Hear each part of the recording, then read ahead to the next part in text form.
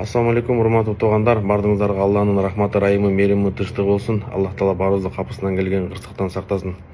20 жылдык каргашалуу окуя боюнча пикиримди билдирип коеюн дедим.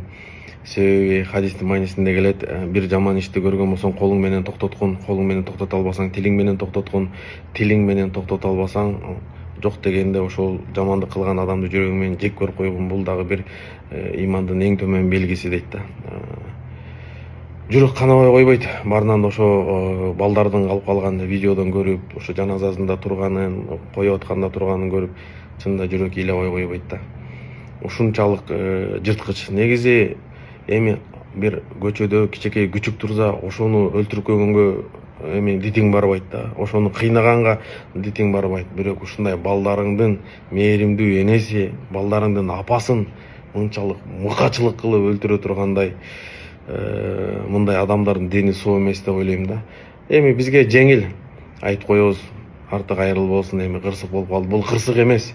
Кырсык бул сен бирөөнүн капысынан уруп алдың, атайын эмес, өлтүрөйүн деген жок элең, урайын деген жок элең, бир жерин ооруп алайын деген жок элең, бирок капысынан болуп калса бирок кырсык болот. Бирок билип туруп, атып туруп, андан ары ат менен сүйрөп, ушундай айбанга кылбаган мамиле менен өлтүрүш бул зордук, зомбулукка эле жатат да. Мындай эле өтө татаал мыйзам менен жазалаш керек.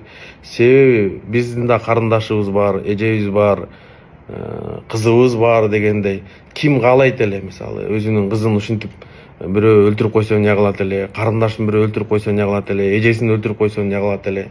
Эч ким каалабайт да.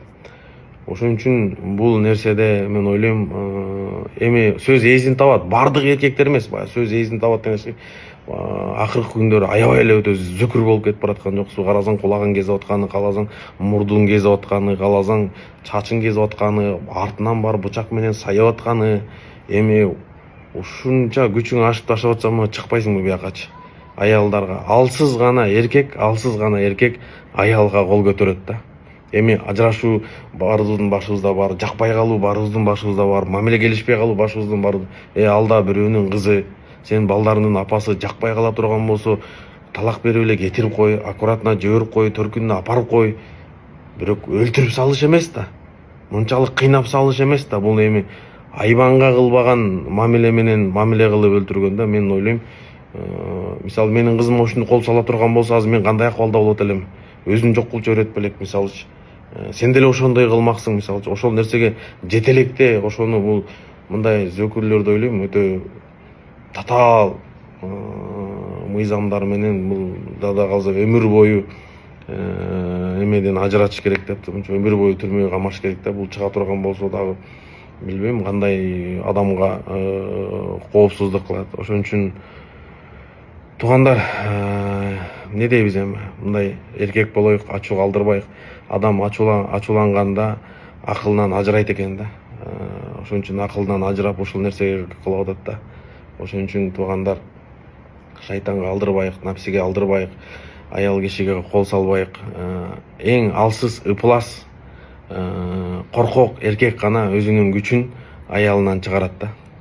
Ошон үчүн мындай кырсыктан Алла баарыбызды сактасын, эжекебиздин жайын жаннаттан берсин. Мындай видеодон карасаң, ана порядочная, мындай жолукчан, еще видеодон көрдүм, кол кармашпай келаткан ошол эжекебизген да. Өзүнүн күйөөсүн сыйлагандан, үй бүлөсүн сыйлагандан.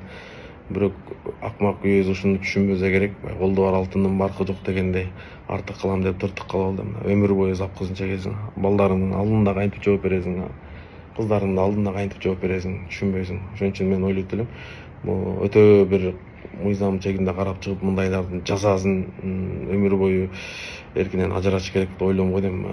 Болбосо мындай зордук, зомбулук уланып кете берет да. Ассаламу алейкум. Аллах таала баарыбызга тынчтык берсин.